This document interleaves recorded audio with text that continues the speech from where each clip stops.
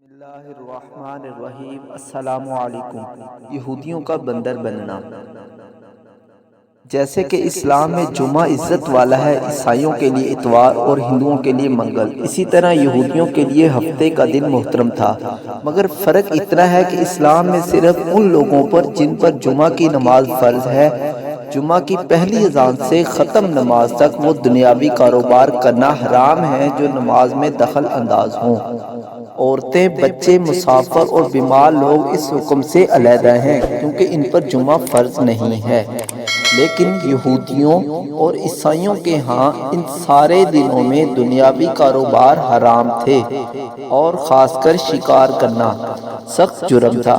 محترم ناظرین، اس ویڈیو میں بتایا گیا ہے کون لوگ انسان سے بندر بنے اور کیسے بنے، اور یہ بھی سنیں کہ آج کل جو بندر ہیں کیا یہ وہی ہیں یا کوئی اور ہے۔ ناظرین، سب کچھ جاننے کے لیے ویڈیو کو مکمل دیکھیں اور ایسی ویڈیو کے لیے ہمارے چینل کو بھی سبسکرائب کر لیں۔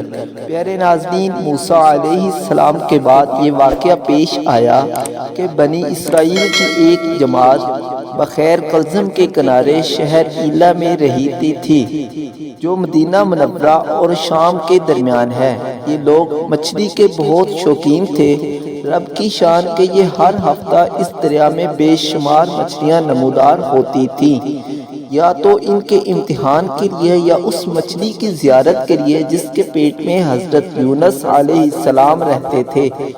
باقی دنوں میں سب مچھلیاں غائب ہو جاتی تھیں۔ ان کے منہ میں پانی بھر آیا اور سوچنے لگے کہ کسی تدبیر سے ان کا شکار کرنا چاہیے جس سے شکار بھی ہو جائے اور ہفتے کے دن کی بے حرمتی بھی نہ ہو۔ آخر ان عقل مندوں نے یہ ہیلا سوچا کہ دریا کے ارد گرد بہت سے گہرے غار کھود دیے اور دریا سے اس غار تک نالیاں بنا دی۔ جمعے کی شام کو ان نالیوں کا منہ کھول دیتے تھے کہ پانی کے ساتھ مچھلیاں ان گڑھوں میں آ جائیں، اور اتوار کے دن ان گڑھوں سے پکڑ لیتے تھے اور کہتے تھے کہ ہم ہفتہ کو شکار نہیں کرتے۔ انہوں نے وہ مچھلیاں خوب کھائیں اور فروخت کیں جس سے یہ بڑے مالدار ہو گئے۔ 40 یا 70 سال تک ان کا یہ عمل رہا۔ یہ لوگ کل 70,000 تھے۔ ان کی 3 جماعتیں بن گئیں، ایک تو شکار کرنے والوں کی، دوسرے اس سے منع کرنے والوں کی، اور تیسرے خاموش رہنے والوں کی۔ یہ لوگ کل 12,000 تھے، باقی سب شکاری۔ جب شکاریوں نے ان کی نصیحت نہ مانی تو انہوں نے اپنے اور ان کے درمیان ایک دیوار بنا کر شہر کے 2 حصے بنا دیے اور کہا، ہم ان کے ساتھ نہ رہیں گے، ہم پر عذاب نہ آ جائے۔ یہاں تک کہ داؤد علیہ السلام کا زمانہ آ گیا۔ آپ نے ان کو شکار کرنے سے منع کیا اور فرمایا کہ اے بیوقوفو، قید کرنا ہی تو شکار ہے۔ جیسے کوئی ہرن کو جال میں پھنسا لے، اس نے شکار کر لیا، کھائے یا نہ کھائے، اور کھائے تو آج ہی کھائے یا کبھی دوسرے وقت۔ غرض کے ہفتہ کے دن تمہیں شکار کی ممانعت ہے، نہ کہ فقط ہاتھ میں پکڑنے کی یا کھانے کی۔ اس سے باز آ جاؤ ورنہ عذاب میں گرفتار ہو جاؤ گے۔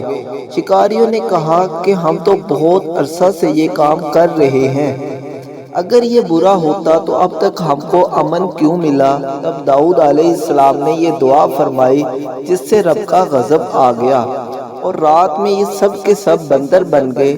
صبح کے وقت اس محلے کے لوگوں نے دیکھا کہ نہ تو اس محلے سے کوئی آدمی آتا ہے اور نہ کوئی آواز اور نہ کوئی دھواں وغیرہ نکلتا ہے، تو یہ دیواروں پر چڑھ کر ان کے گھروں میں داخل ہو گئے۔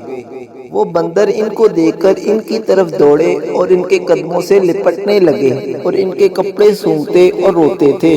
ان لوگوں نے کہا، کیا ہم نے تمہیں شکار کرنے سے منع نہ کیا تھا؟ وہ بندر سر ہلاتے اور آنسو ان کے رخساروں پر بہتے تھے۔ اس حال پر ان کو 3 روز گزرے اور سب ہلاک کر دیے گئے، نہ کوئی باقی بچا اور نہ ان کی نسل چلی۔ لوگوں میں یہ مشہور ہے کہ موجودہ بندر انہی کی نسل میں سے ہیں، لیکن یہ غلط ہے۔ ان سے پہلے بھی بندر تھے اور یہ موجودہ بندر ان سے پہلے بندروں کی اولاد میں سے ہیں، کیونکہ صحیح روایت میں ہے کوئی مسخ شدہ قوم 3 دن سے زیادہ نہیں جیتی نہ کھاتی ہے، نہ پیتی ہے اور نہ ہی اس کی نسل چلتی ہے۔ ناظرین، ویڈیو اگر اچھی لگی تو کمنٹ میں لازمی بتائیں اور چینل کو بھی سبسکرائب کر لیں۔ شکریہ۔